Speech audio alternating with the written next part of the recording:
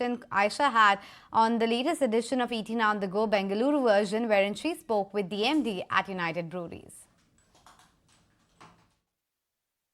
We're still here in Bangalore, part of the ET Now on the Go Bangalore Edition. And when you talk about Bangalore, how can you not talk about United Breweries? So I'm here at the UBCT offices and I'm going to be chatting with the MD, Vivek Gupta. Vivek, welcome to ET Now. Thank you so much. Welcome to UB office. Thank you. Yeah. And what a brilliant office you have, and what a brilliant city.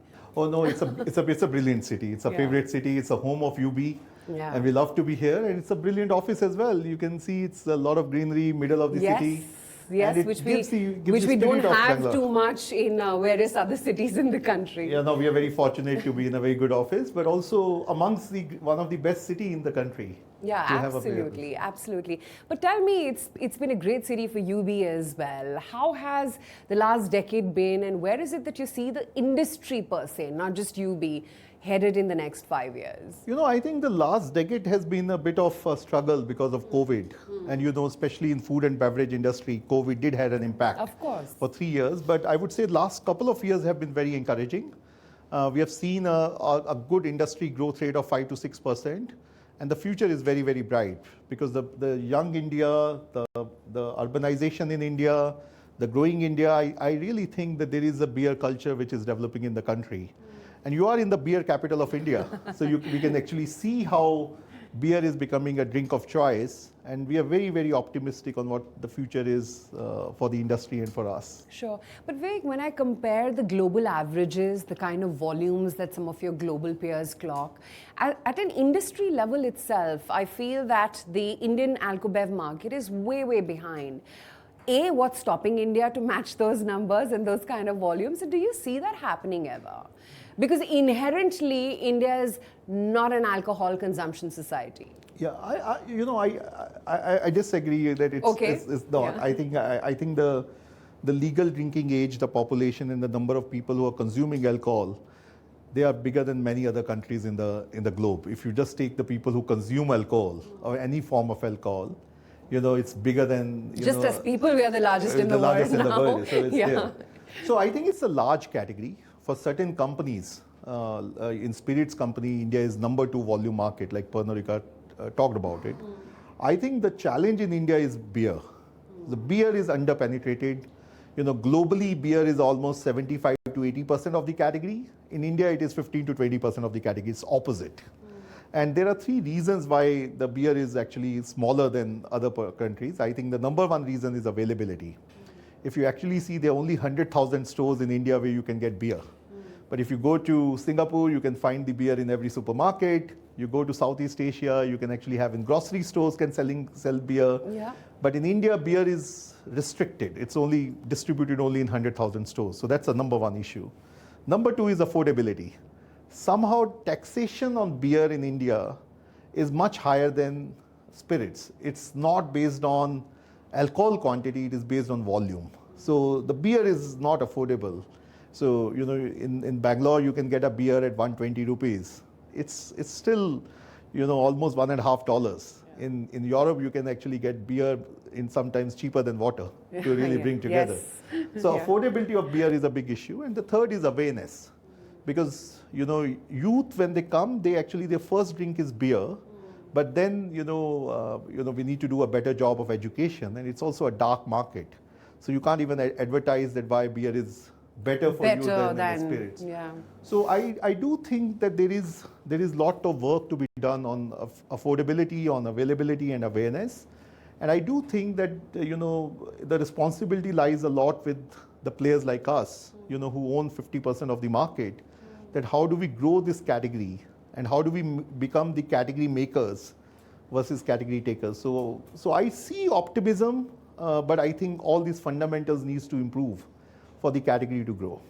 So, okay, let's pick up one by one, because from what I look at it, that the 3 points that you talked about, which are sort of hindering the growth of the beer market in particular, it's all very government interlinked. I'm sure your hands as well are tied down. So how do you bridge this gap then? I think, first of all, we are actually talking to government, and I am convinced, I've been in this job for 14 months, that beer has to be different from spirits. When I joined, a lot of people asked me that you're joining a sin industry. Yeah. But I'm convinced I've actually joined a fun industry.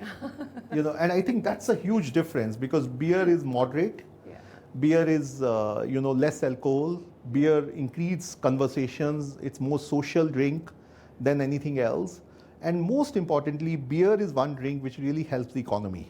And because beer is local, to produce beer, you have to get barley, you have to get rice, you have to get sugar, you have to work with farmers. It's bulky, so you need large transportation. You have to recycle the bottles, so it really impacts a lot about recycling operations. So beer is a lot about local. It's produced locally. It's consuming local water. It's impacting communities. And there is data globally that every 100 jobs which are created in the world, one is created by brewery. So for India's economic growth, I think there is a lot more to be done on the beer. I think we as an industry leaders have to take lead, and it is going to be a multi-year journey where we are working with state governments to convince them, why beer? And why beer is different from alcohol. You cannot compare a 45% alcohol drink with a 4% alcohol drink. Yeah. You cannot have, it's like not even apple and oranges. So I think why beer is different, how much beer adds value to economy, what kind of society we want to create. Because in India, my learning is that a lot of people drink to get drunk. Do we really want people to drink to get drunk, or you want them to have good times and have good conversations and have fun? Yeah. So I think there's a lot of work to be done. So that's the opportunity and that's the challenge. But I'm convinced that together with our other players in the industry and working closely with the government, we will see some baby steps where beer can become a preferred drink of choice versus many of these hard beverages. And where is it that you think that there is potential to grow and you need to do a lot more in terms of penetration, marketing, and all the tools that it takes? Look, everywhere in the country there is a huge opportunity. Of course, yeah. I'll give one simple data point which inspires me, that people who drink, and we are not going to force anyone to drink because it's a personal choice and we will respect it. And the people who drink, and if they drink 10 times in a year, they drink beer only 2 times out of 10. So what I call it the share of occasions. So if we just increase this share of occasions from 2 to 4, it will help moderation, it will help better consumption. We think the beer category can double.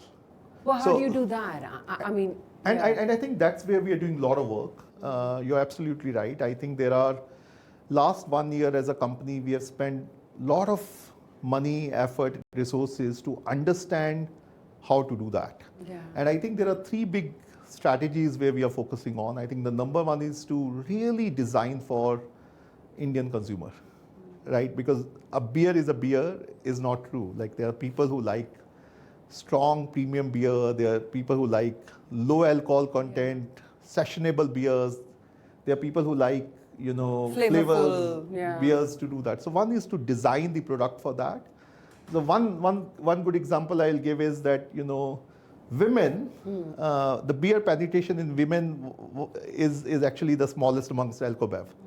And when we actually did some research, we have not designed a beer which actually meet the taste profile on what they needed. For women, yeah. And that's why we launched Queenfisher in Goa. Yeah. And we are very happy with the initial response we have got, because it was designed by our women brewers, it was designed for our consumer, and we actually learned a lot about it.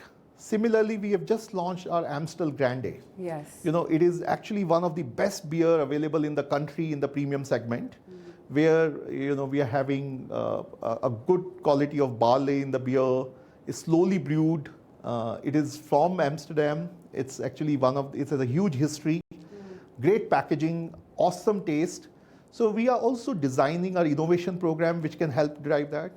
The second one is affordability as a barrier to drive consumption, because what we learned is that first drink for consumers is beer, and then when they start earning and then they have family or even they bigger upgrade circle, to wine and spirits, etc. They actually figure out that it is cheaper to drink wines or spirits than to have beer. Because if you order 4 bottles of beer for 4 friends, it's going to cost them 600, 700 rupees. versus that they will rather have a 200 rupee spirit and manage the show. So we are actually... And also it's about the consumption volumes. I mean, sorry to interrupt you there. I mean, for a spirit, you'll stop there. But for beer, it's one bottle after the other. But you only consume 4%, but you actually, it's volume. Yeah. So affordability becomes a big barrier. So we are actually educating, working with the governments to say that, look, we are actually creating a tax regime which is encouraging people to get drunk. And encouraging people to switch from beer. So that's the second thing we are doing. The third thing we learned is one of the reasons beer is not growing in smaller towns is lack of available of cold infrastructure. So we are actually investing almost 50,000 new refrigerators to actually do that. And just to give you a base, today we only have 20,000 refrigerators of Kingfisher in the market. So we are going to go 2.5 times to ensure that consumer get chilled beer, because beer is drunk when it's actually chilled. Yeah. So there's a lot of real structural barriers which to this consumption. It is, a lot of it is, yes, consumers want to drink something else, but a lot of it is we have not created an environment, whether it's a cold beer or affordable beer or available right products for them to drink beer. Yeah. And we are encouraged with the changes we are doing, because last quarter when we declared results, our premium business is growing 27%. We are expanding the category, we are driving the volume. In one of these states in Assam, I want to compliment the government, where they actually reduced the taxation on beer 3 months back, and we can actually see the category is up 30%. Wow. So it can be done. Immediate effect Immediate is what effect. You're saying. But since you talked about the premiumization category, won't that then also make your products pricier? And then, I mean, it's sort of a domino effect and a cyclical effect at that, because you talked about as to how pricing is actually a hindrance, but the premium card category obviously costs more, and that then thereby impacts your volumes. I think it is and not or. Okay. So I am completely with you that if we only do premiumization, and don't cater to the masses. The mass market. We are not doing the right thing. So affordability with the masses and mainstream is absolutely most critical. But premiumization is also very critical, because as the middle class is growing in India and incomes are growing, people have money to spend. And I think they are looking for higher quality product. If you like this video, then like, share and subscribe to ET Now.